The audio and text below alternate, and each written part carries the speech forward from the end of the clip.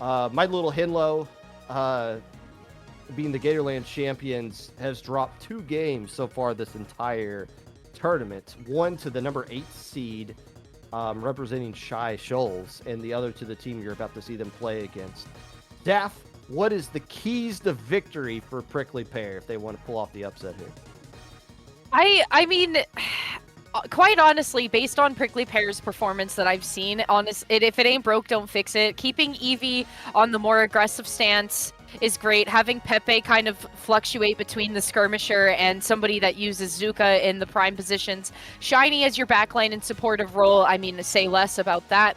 I really think in some ways it comes down to some mechanical skill. Considering, too, the folks of My Little Henlo have not only played together for a very long time, but they also did not drop any games during Gatorland. They had a perfect game in Gatorland, and Prickly Pear, I believe, also had a perfect game at their land. So it's kind of interesting to see the cross-pollination of folks losing and dropping games to people that are not from their land, but there are other people that are also in the competitive scene that they may have seen before in online tournaments. So it's really is like the perfect bridge gapping the LAN experience and the online experience. Yeah, I'm sure Gatorland folks were just tickled to death whenever they had to play this team. I mean, this is a team that isn't likely to drop games to anybody, LAN, online, anywhere. Right. Half of their team is in +1, the other half is in +2. So this is a star-studded lineup. It's almost a crime that all these players live close enough to each other that they can go to a LAN and just dominate it the way that they did. But they're not going up against any slouches here. Basically half of Cherry Limeade and half of Healthy Diet food groups, which I don't really know where Cherry Limeade would fall into a Healthy Diet food With group. a sprinkle of Triggerfish zones. Just a sprinkle. Well, yes, a sprinkle. Just a sprinkle. And Just not more than that, because we can't really handle much more than just a sprinkle on that on this channel. Well, we are going to be hopping into that set. Momentarily. We're just waiting for players to join the lobby, I believe, and then we'll be bringing you that. Keep in mind, this is double elimination, so if Prickly Pear wants to win this tournament, which I get the sense that they do, they have to win this set and then win a bracket reset. And if you don't know what a bracket reset is, we'll cover it when we get there. The odds are telling you that it's not likely to happen. It just comes down to how prepared is My Little Henlo coming out of that break? What did Prickly Pear learn from the last time they played them that they'll make an adjustment on? Are there any kind of counter picks that stick out to them that feel like they're going to work into their favor as the set goes on? Or is Prickly Pear just going to win every game and they don't even have to make a counter pick? I feel it in my heart seeing Glub Glub getting a 3-0 by Prickly Pear and then coming back in the losers finals to get a 3-2 and a very close 3-2. So I love that Glub Glub just like given another chance, they were warmed up and like it came down to the wire for them to even try to knock Prickly Pear out of the running. So like I guess all in all, my notes are close competition. Very close. It just all comes down to who wants it more, really. I mean, that's all any of these tournaments ever come down to. And that's the one factor you can't measure as an analyst. Want. You know, we can measure need, we can measure heart. We can't measure want. And that's what we're going to be seeing on display as these teams get into the set here. Game 1 is going to be Hagglefish Zones. Let me look up what happened the last time. I mean, I know what happened, but I want to look up like the exact maps that these two teams played against each other on the last time that they played. I think, well, 100% Eevee needs to hold on to the decav. The bubbler here is going to be major for taking space. So I'm hoping that change from Prickly Pear is here to stay. For the folks of My Little Henlo, I mean, you have Lexi there, which makes me nervous. Lexi's a very, very strong player, so that does make me a little nervous. I do like how in the chat right now we kind of have a very clear camp of like East Coast versus West Coast. And honestly, what a more fitting way for the LCS to kind of come down to the wire is coast to coast. That's pretty fun. But it's funny because it's like the South is the dominating region in all of this. At the end of all of this, it is the South that is dominating everybody, but it does come out to what section of the South is dominating East versus West. Of course. So the South is dominating everybody, which in turn means all of us are losing in that exact scenario. But that's where we stand right here. The maps that they played last time in Winners Finals, there was Splat Zones at Barnacle and Dime, or Barnicicle and Dime. Barnicle. Clan Blitz at Umami Ruins. Tower Control Ship Shape. Umami Ruins. Tower Control Ship Shape was the only one that Prickly Pear was able to win. But my little Henlo was using Clash Blaster, so I'm not super convinced that they were super interested in that one anyways. Game 4 was Rainmaker at Humpback Pump Track, ultimately landing into my little Henlo's favor. So there's that. Using Clash, that's just kind of fun, having fun with it. But that's exactly the opposite of what competitive Splatoon is all about. I'm sorry, we hate fun here. All we want is victory. That's the only thing that matters, and that's what these two teams are going to be going for here. Game 1 of Grand Finals. My Little Henlo taking on Prickly Pear. Splat Zones at Hagglefish Market. We see Flop Stoppa coming out with the Zipcaster, Ninja Squid, Octobrush, Eevee on the Decav, and the Bamboo that has the Super Chunks. I like Flop we're pulling up with the Bamboo through every single game. Bamboozler, and both kinds, might I add, making it into Grand Finals of the LCS. You've seen it here first, folks. Floppa Stoppa coming up. They got Cooler there at the ready on the wings, trying to go into the spawn of Prickly Pear, but get taken down. Actually, I think they were going into their own spawn. I think they were trying to go after Eevee. I was thinking the same thing you were, though, because I was like, go back to zone. Why are you this far pushed up? No, they're retreating. Eevee is being a menace right now, finally getting eliminated by Flop Stoppa. And 2 players are still alive for Prickly Pear. They're going to have to back up, and this should be zone flipping into the favor of Gatorland. But what an opening. Somehow Eevee slipping past the defense and causing all kinds of issues in the My Little Henlo base. Yeah, My Little Henlo is going to have to do some regrouping here to try to be watching the sides for where Eevee could try to infiltrate, because that was a pretty quick infiltration from Eevee right at the starting gate here. Shiny in a good position up on the canopy. They are opting to paint and put down a lot of ink. That's what I was saying before, Popgun. Shiny is so good at finding out where all of their players are at. They've been playing the support role for a long time, so they know exactly what they need to do there, but also know where to take the fights when they can. Taking down Henlo in the process. That is going to be Prickly Pear finally taking zone back in possession. All the folks spamming cactuses in chat right now must be pretty pleased with what they're seeing. Until just look away from that. You're not going to want to see an Octobrush just eliminating your entire team in just a few strokes right there. The cap is going to be played. I think I see a flop or a flank coming around from Eevee, although Eevee is opting to go right back up top there, dropping the bubbler that the Octobrush is not afraid of. And now, this is what we thought we saw earlier. Flop Stoppa going into the enemy base. They're actually doing it for real this time around. My Little Henlo's finally got things established. They got Soda in. They're using all their specials, including Zipcaster, and Prickly Pear's nowhere near attacking the zone just yet, so the lead will go to My Little Henlo. Yeah, and an unfortunate trade in the backside there with Shiny, so that's a huge painter being taken out for Prickly Pear. Pepe trying to follow up with the Trizuka there, but still, unfortunately, popping it, but in the Crab trying to find value, but Eevee is quickly there to follow up with the folks of Sunset Surge taking the zone back in possession. It seems to me that Prickly Pear, with the help of Shiny and the paint that they have, they're able to take the zone back super quick. My Little Henlo just really needed to throw a hard punch to gain the lead.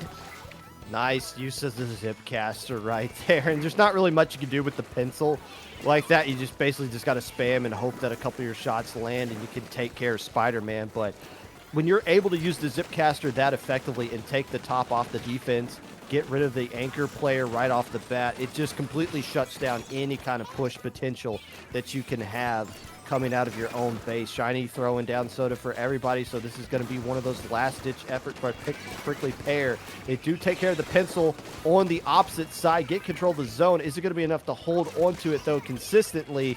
Henlo staying alive. No, they were staying alive. Pepe had something to say about that, and now it's Prickly Pear that's in a pretty decent situation to try to get the lead back. Penalty points almost gone, Seth. Yeah, and it looks to me that, okay, Floppa is in somebody's spawn. Floppa Stoppa is somewhere in someone's spawn, and then now we're at the perspective of Gatorland. So I think Flop must have been in Prickly Pear spawn trying to entice folks to come back to them.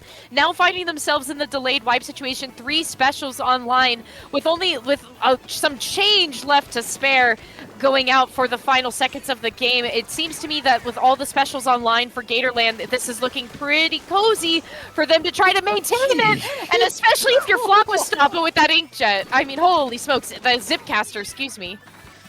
Having a little bit too much fun is Flop Stoppa. They're stopping everything that's coming out right now, and that's going to do it. The hammer, the exclamation point, not even going to splat Eevee as they're jumping in right there. My little Henlo weathers the storm. A little bit shaky at the start, but that map always comes down to flanks. The opening lead going into Prickly Pear's favor because Eevee's able to get that huge flank, get into the enemy base. Well, Floppa Stoppa had 2 huge flanks. One that created the lead initially for my little Henlo, the second one to close it out at the end right there. Both players doing a good job being elusive, but Floppa Stoppa was literally all over the map, and Prickly Pear was having a lot of difficulty locating them in that entire second half. Well, from the perspective that we saw in like the last 2 minutes of the game, Floppa Stoppa was just sitting in Prickly Pear's base, trying to like bring attention to themselves to be like, hey, come over here. And like they weren't even trying to go in and fight until they realized that Prickly Pear knew what they were trying to do, and they were like, just ignore them. Let them come. They have to come back to us. We're all up here. And if he's in there and we're all up here and then there's only 3 of them there, then who's driving the bus? But anyway, it was still Gatorland driving the bus. Yeah, and if they leave at 10 minutes, going to travel at 15 miles per hour, how soon will it be until the Octobrush collides with somebody and gets a double? Great math questions being proposed on this Sunday school night, I guess is what it is here. Game 2. Now, this is a counter-pick situation still. The last time we saw these 2 teams play, it was in winners finals where Clam Blitz Umami was picked. That didn't work out too well. Mama. Tower Control Ship Shape was the victory. Instead, they're going to be going to the map they got the win on in the last set. They haven't played this one against My Little Henlo, but they got the win here against Glup Glup, and this is what started the beginning of the turning the set around into their favor. Splat zones at Mahi Mahi Resort is what they're going with here. And I'm wondering if similar precautions are going to be taken just of the fact that Henlo is a very avid wiper user, so similar to kind of what Keen was trying to do on the wiper, like trying to get in really fast, trying to go in for the flank and trying to meet the onslaught of folks coming out of the spawn right away in the first couple of seconds. However, I do think that on Prickly Pear, with Eevee also being as fast, I feel like maybe that they could find themselves meeting each other over on the flanking side of things, and maybe being the ones to initiate the team fight. Considering it seems like trade for trade, they both like getting out fast, and initiating the fight as soon as possible. Now, Saf, I do have a message for everyone in chat. Could you stop with your spam? You're destroying not only my chat experience, but everyone's chat experience. If you plebs don't stop immediately, we will call the Splatoon police. Don't try us. Anyways, we're the Splatoon police. That's a great question. It It might be My Little Henlo at the rate that they're playing. They're doing a good job of getting a lot of splats and everything working out into their favor. But this is the map that Prickly Pear picked. They got a huge win in the last set against them, but there's still the Octobrush they have to deal with. It feels like if you get a trade with the Octobrush right now, that is a W that works out into your favor. Because as long as you just make sure we know they're coming, they're going to be in front of us. They're not going to be behind us at any point. If we can just deal with that and isolate the Octobrush, Prickly Pear is going to be just fine. I am seeing a similar writing style to what we saw in Game 1, where Prickly Pear had a really strong opening, but My Little Henlo was able to come in and shut it down. But however, that doesn't really seem to be the case here, as all 4 members of My Little Henlo are blocked on the left-hand side, and 2 being taken down with the Zuka, make it 3, with Eevee taking down the 3rd member. 20 seconds left remaining, unit points remaining for Prickly Pear to close this out here. They just have to keep doing what they're doing, which I'm not sure what that is, quite honestly. Well, they're not going to keep doing what they were doing. They did not take your advice. They said, you know what? What if we did something completely... What was that? Excuse me. Well, we're not on land right now. Shiny picking a player off mid-flight. But it does flip the zone back into Prickly Pear's favor. They don't have a ton of ability points they have to get through. Keep it in mind that... Oh, that was an awkward trade. But keep it in mind that once ability points are gone, it's basically GG into their favor. But the Octobrush has been getting bullied so far in this first 2 minutes. Doing a good job defensively right there, but they need to find ways to activate the Zipcaster if My Little Henlo wants to get back into this one. But I think that goes to show how quickly Prickly Pear is able to adapt to the circumstances. They saw how Floppa kind of had free reign in the previous Splatoon's game, so now they're really keeping it under wraps, finding themselves still with single digits left. Henlo tried to come in and take it, but that is Prickly Pear all the way down. There is a reason this was the counter pick, Popgood. Is that reason that they were going to win here? Because they did. No. You know what the difference was? They came to the realization that they should actually do what you said that they should do, which is keep doing the win, so that we can see them do their little karate pose right there. Keep play right there. Just keep doing what you're doing. Just win. That's all this thing really ever comes down to. Do you want to win or not? Well, I think certainly for Prickly Pear, the as people say, the win condition was in their favor, especially because it seemed to me that the folks of Gatorland were kind of just staggering themselves out of the spawn, and even once they tried to get something cooking, you could see Spell on that last replay over on the left. They immediately flew out once Floppa and Henlo were taken out of the process, but this was a huge Zuka pick that happened here, with 2 members being taken out immediately on the spawn, damage going in onto Spell as they jumped down, and Eevee going in and striking in for the 3rd takedown. That to me was the toppling point for Prickly Pear in winning this game against My Little Henlo. So My Little Henlo once again finding themselves on the counter-picking side of things. However, once they were in this position last time that we saw with Prickly Pear, it didn't really work out so well in Prickly Pear's favor. So I'm wondering if are they going to pick the same thing potentially and try to make it the same sort of narrative that we saw last time? Do they want to go with something different? Either way, My Little Henlo is trying to reassess, and how do we make sure that Prickly Pear is not in a good place to follow up, and maybe Rainmaker Pump Track is the place to do that. You know, can I get the camera on me real quick? I have a special guest that I'd like to bring onto the stream. So this is my son's current favorite book, Hippity Hoppity Little Bunny, because it's got this little bunny mascot that you can go here. Now, this bunny mascot is going to explain why this probably isn't a good idea that they're picking this map, even though it works out for Octobrush, as people were arguing in chat earlier. Because it's really difficult to beat the same team twice on the same exact map and mode in a counterpick scenario when they realize what they did wrong last time and they can make adjustments off of that. Well, thank you, little bunny. By the way, this guy is incredibly cute. I mean, my son likes to hug this thing. I'm trying to read along, gives really but good Splatoon advice. My book is on plants. I don't think I'm reading the same book as you. There's no like tree puppet that comes out there that you can kind of put your finger into and pretend to be like a there is. It's called the Paper Birch. Unfortunately for you idiots in chat, we have to go back to our Splatoon tournament right now. Game 3, Humpback Rainmaker. My Little Henlo picked this last time, and it worked out into their favor. Is it going to be the same kind of dub they're hoping for here in the run back? Shiny's going to be actually coming off of pencils so that they can use the heavy edit. Still gotten the soda in there, but more importantly, it's Eevee who's trading with the Octobrush, who's going to the carbon roller. 2 players down on each side in the opening seconds.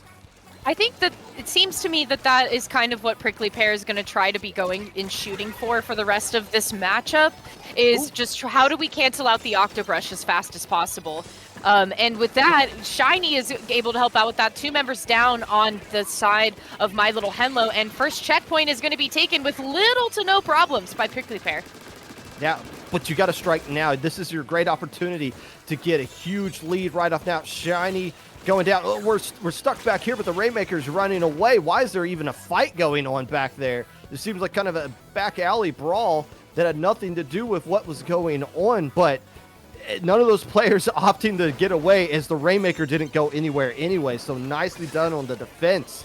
But that was a great opportunity for Prickly Pear. There were so many players from My Little Hill that are just caught off guard. If you just leave them back there and just go and lead the charge, you might get the KO right there. Yeah, and great play by Kaede, kind of taking up the left or the right-hand side there, able to pop the checkpoint for My Little Henlo, and being granted safe passage by your teammates definitely made that really advantageous there. Pepe getting a little overextended, maybe not waiting in time for Eevee to try to help out the fight there. Eevee finding themselves in between a rock and a hard place and getting a trade that they were not really quite opting for. However, Prickly Pear still having the upper hand on the folks in My Little Henlo. Nobody's been able to touch the Rainmaker just yet. But finally, now with Sunset Surge holding on tight here, they're going to try to see if they can make another push, even though it seems like My Little Henlo is not really giving them an opening here.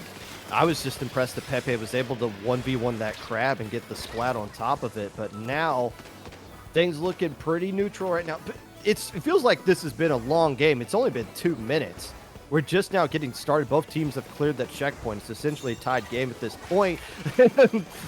Stops the Rainmaker push. Eevee probably forget. Oh, right. The Octobrush can just kind of do that from that distance. I guess that's a thing that can happen. Are we going to see a push from the left coming right here, though? Is that something that's going to happen? I mean, it could go. They could go anywhere because there's just one player left alive. But yes, you can go this way. That is lead for My Little Henlo and then some. Threatening to get the KO right there. The push does get stopped, but a very rare push to the left. It only worked out because the Rainmaker died right there. Credit to the Octobrush Flop Stoppa, who's been playing great so far in this set. Is the Rainmaker going to reset? It's not even popped yet, I don't think. Is it popped? No. No. Nope. We're just... I don't think they realize that. They're just going to leave it there. You got to go back and pop it. It's not going to reset on its own. Oh, no. They're just going to be... Finally, Eevee's like, hey, we need to pop this sucker. And now you're going to grab it in that same spot. Oh, wow. It makes you wonder what was happening in the voice channel, because I bet Eevee was just like, hey, this is still here. Why isn't this resetting? Yeah, like, what's going on? Eevee was probably like, hey, this is still here. I can imagine Shiny and Eevee probably giving a little chuckle at that. But finally, Rainmaker was picked up. It's pushed a little bit more forward. It's in the hands mostly of Sunset Surge as they're trying to get a little bit more paint on the ground. Unfortunately, I don't think Eevee is the one that you would want to be picking this up, especially between, but getting stuck between the pedestal and the wall because Hammer's just going to knock you out. And that's, like, Eevee's been the one grabbing it the last 3 times in a row. I don't know... Well, I mean, that last time they're just like, oh, crap, we have to pop this and pick it up. We have no choice. We got to do that. But, yeah, and now you just got 1 minute left to go. So much time wasted from Prickly Pear just being discombobulated with where they want to go, who they want to grab the Rainmaker, and what their game plan is going to be. It just look really mixed up right now, and My Little Henlo is doing a great job of capitalizing off of that, getting the splat to take the Rainmaker to the left, now being aggressive with the Rainmaker, playing like the team that doesn't have the lead, making sure they continue to bleed time off of the clock. And if they get splatted right there, it's so far away from where Prickly Pear would want the Rainmaker to be. So they're basically just trying to stall it out into that one spot right there, bleed away some specials, absorb some Inkzuka strikes. As we get what's going on over there? It looks like Eevee was able to get a splat. But Flop is on the flank! Okay, they didn't find much value out of the flank, but they were there. And that's what Jarian was trying to show us, that they were there behind 3 different members of Prickly Pear, but they didn't find much value out of their flank, unfortunately. But even still, with the time being wasted, it was enough, and Henlo was waving at us in the camera there, going into game number 4. Clash Blaster coming out next game, confirmed. Just a little bit of a stare down, a wave. To all the Cactus fans in chat. That is Yeah, that was the counter pick from my little Henlo, and obviously it really worked out into their favor because Prickly Pear had no idea what to do. In the back half of the game, like, okay, our Carbon's got the Rainmaker. Okay, well, let's just stay over here at this one. Oh, no, we got splatted. And now there's this perfect opportunity for them to just pick up the Rainmaker and just get its huge lead on the left side, which isn't going to be defended very well because we're a little bit out of position. And then when they're trying to get back into things, they don't pop the Rainmaker again. Just the total blunder defensively with what they wanted to do game plan wise, and my little Henlo doing a great job of capitalizing off of that. And now they're going into a game 4. If you're Prickly Pear, you were in this situation in the last set. You were down 1-2. You're able to come back from that. The first thing you got to do is make your counter pick work, and you get the right kind of map mode combo that works out into your favor. The last time they did this, they picked Clam Blitz at Umami, although they already tried that against the New York, against the Florida squad, and it didn't work out in their favor. Are they going to try that again? Is what we're going to get the answer to here coming soon. They can't pick splat zones. That's the only thing they can't really do at this point. Do you tend to see when, in your experience in watching teams going into counterpicking scenarios, do you tend to see people counterpick single zone maps more than double zone maps? I don't think you're making me think of all the double zone maps we actually play in competitive. And then keep in mind that we have like an unorthodox map list we're using right here, but they can't pick zones anyways because that's their most recent win. Are they going to go with Clam Blitz on Umami this time around? No, they're going to go Clam Blitz at Museum. This is what they counterpicked. Oh, wait, no, this was game 5. This is what New York counterpicked against them. So they're going to go back to Clam Blitz on a different map. They can't, well, they could go Umami, but again, they lost to Umami Clam Blitz to this same team earlier in the tournament. So they're going to try a different map, same mode. But also, this is what I think you've mentioned. Prickly Pear counterpicked this against Glub Glub last time, and was successful. Or the other way around. Glub yeah. So against them, but still Glub Glub, yeah. Glub Glub counterpicked this against Prickly Pear, but Prickly Pear were the ones to find success against them in this counterpick scenario. So perhaps maybe just going off of notes of what they have so far and from what they've gathered from fighting Glub Glub twice. In a very decisive, and especially the second time in a very decisive 3-2 showdown, that perhaps Clam's Museum is going to be the way to go. It is kind of the way to put the nail in the coffin here. They know that Rainmaker maybe doesn't seem to be as advantageous for them. I'm glad that no one's picking tower control for some reason. I feel like we don't want that. We want something like Clam Blitz that has a little bit more to talk about, more taste, more skill, more flexible ability to be showing off some skill and things. Well, if you're in Arizona, you want this tournament to continue, and if you are everybody else, you're about ready to see if Florida can be crowned the champions of this one by using the Ninja Squid Sploosh. By the way, nobody using the traditional flank right off the bat, so we're going to have an actual game going here. But yeah, Ninja Squid Sploosh being used, so no more Octobrush they have to deal with on this map. No more Zipcaster too, although that hammer's probably going to be very annoying to deal with.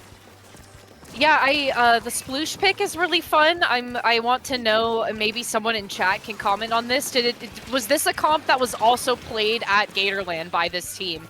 Bringing in Vanilla Sploosh to the fray, and especially when they find themselves in match point, maybe they feel like they feel that there's an advantage to this, and like maybe using Sploosh is something that they could have a little bit more leeway with against Prickly Pear, with all things considered. But I do think that with what Prickly Pear is trying to do here, and especially with running that bamboo again, we're removing the chumps and taking out Killer Whale instead. But that being said, it doesn't seem to me that Prickly Pear has the right tools at their disposal just yet, because that's Gatorland making the first pop. It looked like the crab somehow splattered their own teammate right there, but instead it's just a not so good push coming out from my little Henlo. You get below 71, or you get to 71, which isn't a crazy good score. You give a Mercy Claim for the other team to work with. The good news, though, is that they have a hammer to deal with to get a splat on the top side. Do they realize that there's a Sploosh flanking around? Does Shiny realize they just left their teammate left to get splattered right there? The answer is kinda, sorta, but that's still the same kind of mentality. Flop Stoppa using a different weapon, but the same kind of flanking mentality, finding ways to get behind the defense and causing issues.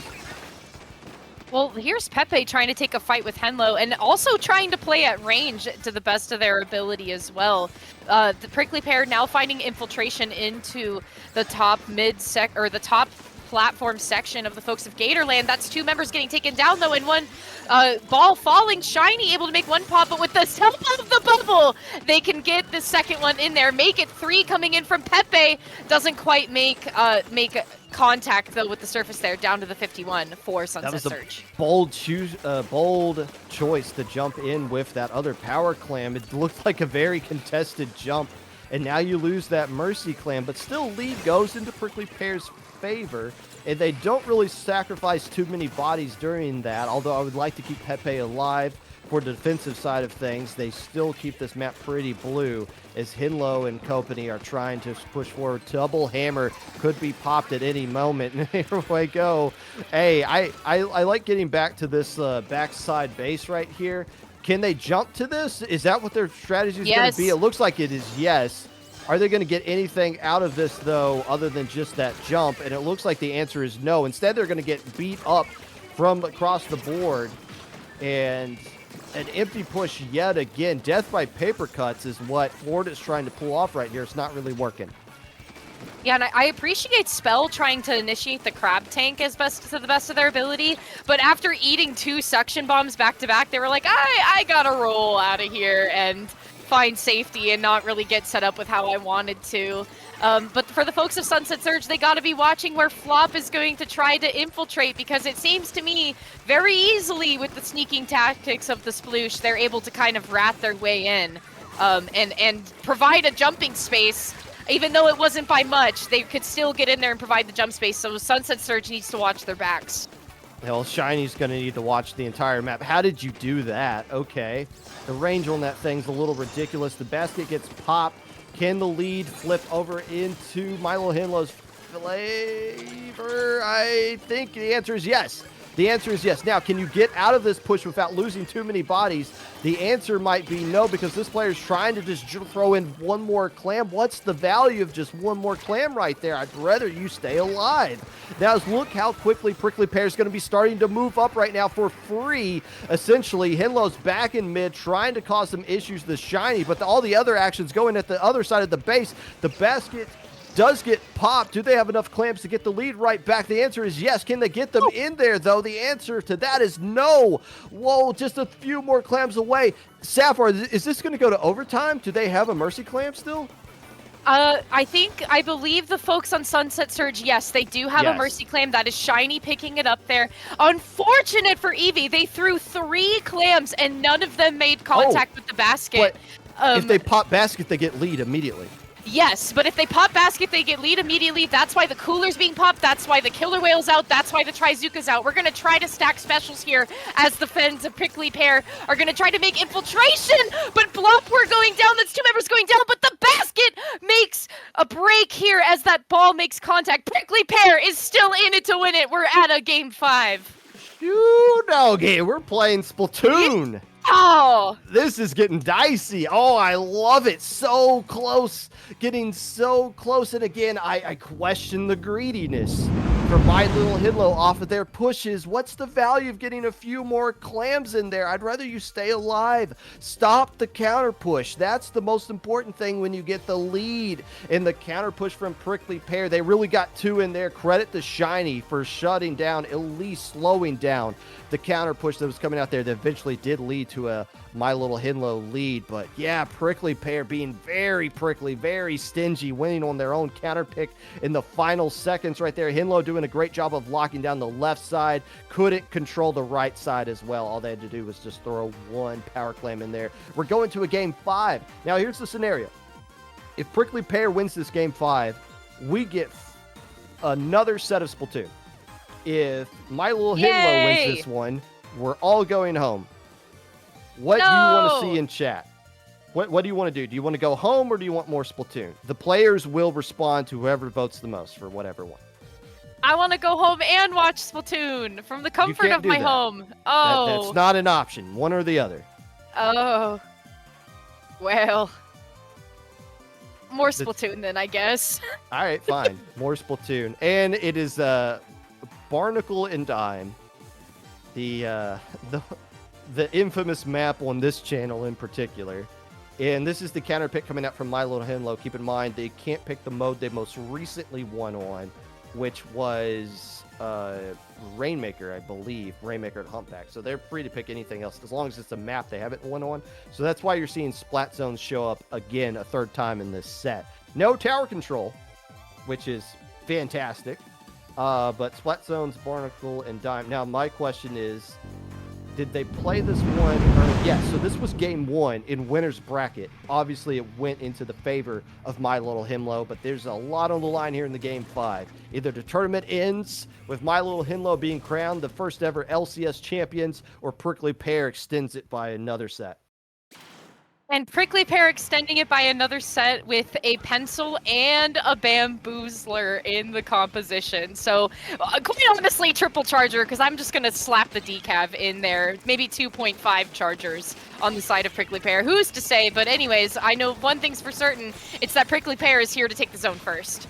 And it's an ink brush coming out from Flop Stoppa, who's going to be using Killer Whale to go along with everything else, but nicely job right there by the Bamboo to get a couple of splats and slow down the lockout situation that My Little Henlo is trying to create right there, allowing the rest of their teammates to get back into the action. But yeah, another different weapon coming out from Flopstop with the ink brush.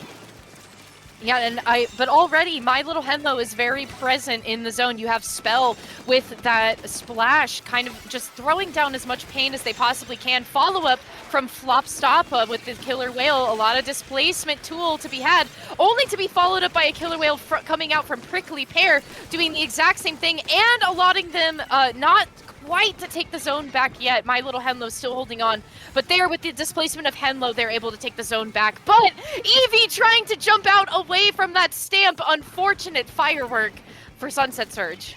The hammer knocks a pigeon out of the sky. I don't know how that's supposed to work, but in fact, here we are. Prickly Pear still able to hold on to the zone by throwing a lot of subs at it. Can they get some splats to go on top of it? Pepe in a 1v1 with Henlo. Henlo wins it. Shiny trying to support their teammates somehow here as Eevee's trying to find ways to push up as well. Things have just been going back and forth, but the zone finally just now flips into My Little Henlo's favor. And the question is, without those Zipcasters, how can Flopstoppa keep the aggression up? How can they keep the finding ways to get flanks on the enemy side of the map? So far, Prickly Pear's been doing a good job of containing them, but a lot of pressure is being thrown their way right now by My Little Henlo.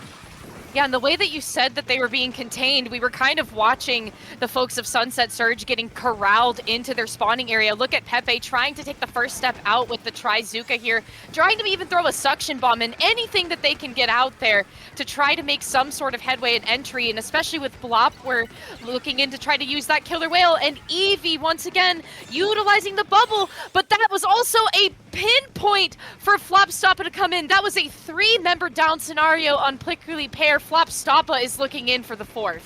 The good news for Prickly Pear, they at least flipped the zone, so they put all these penalty points on My Little Henlo.